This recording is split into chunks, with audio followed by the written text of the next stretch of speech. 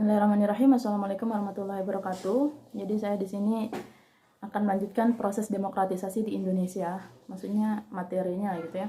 Jadi proses demokratisasi di Indonesia itu berbeda-beda dari masa Orde Baru ke reformasi, di mana ada perubahan besar di sana tentunya. Kemudian kalau kita berbicara mengenai masa setelah Orde Baru, sistem demokrasi itu telah mengubah ketatanegaraan yang ada di Indonesia.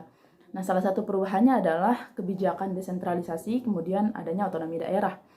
Di mana hal ini muncul karena ketidakpuasan daerah-daerah itu di masa Orde Baru adanya sentralisasi, sehingga mereka menuntut adanya otonomi.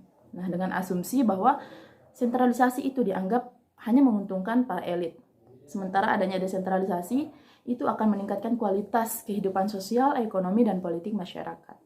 Tetapi berbicara tentang teori ataupun harapan itu tentunya sesuatu yang ideal saja kan. Tapi fakta di lapangan itu tidak sesuai dengan ekspektasi ternyata, di mana pelayanan publik yang seharusnya prima dalam bidang kesehatan, perizinan, pendidikan itu masih sangat minim. Kemudian kita berbicara tentang pengangguran, kemiskinan itu juga masih sangat besar. Di setiap periode berbeda-beda, ada yang masih besar ataupun ada yang semakin besar. Mungkin kita bisa melihat ada perubahan sedikit demi sedikit, karena kita tidak bisa seperti membalikan telapak tangan, tidak semudah itu. Kemudian isu tata kelola pemerintahan yang seharusnya berdaya saing baik, tetapi ternyata di lapangan itu hanya menjadi wacana saja. Kita lanjutkan materinya ke bagaimana dilema yang terjadi di daerah ketika hak-hak ini diberikan gitu. Nah, ketidakpuasan elit lokal terhadap kinerja pemerintah daerah dan ketimpangan-ketimpangan sosial ekonomi, mereka mengatasnamakan aspirasi rakyat daerah, para elit membentuk daerah otonom baru. Nah, di mana hal ini berakibat kepada pemekaran daerah berjalan dengan liar dan sulit dikontrol begitu. Itu yang terjadi. Kemudian ada pemilihan kepala daerah yang disemarakan dengan politik uang. Akibatnya dari sini kita sulit sulit melahirkan pemimpin yang memiliki kredibilitas, integritas, dan kapasitas. Karena memang mereka maju karena mereka punya uang gitu kan.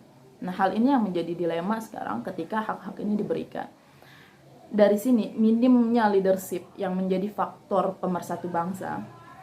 Karena pemimpinnya lahir dari orang-orang yang hanya punya uang. Mereka beranggapan mereka mampu, padahal hanya mampu secara finansial misalnya. Nah, ketidakseriusan para elit dalam melaksanakan otonomi inilah yang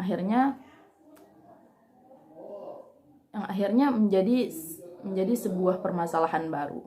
Berbicara tentang tujuan otonomi daerah, itu kan memberikan pelayanan yang prima dan menyejahterakan rakyat gitu. Tetapi faktanya otonomi daerah itu direspon oleh elit politik lokal dalam kepentingan pribadi atau kelompok semata. Jadi hanya otonomi ini dijadikan sebagai ajang perebutan kekuasaan atau ajang mendapatkan jabatan dan lain sebagainya. Saya kira seperti itu dari saya. Terima kasih. Assalamualaikum warahmatullahi wabarakatuh.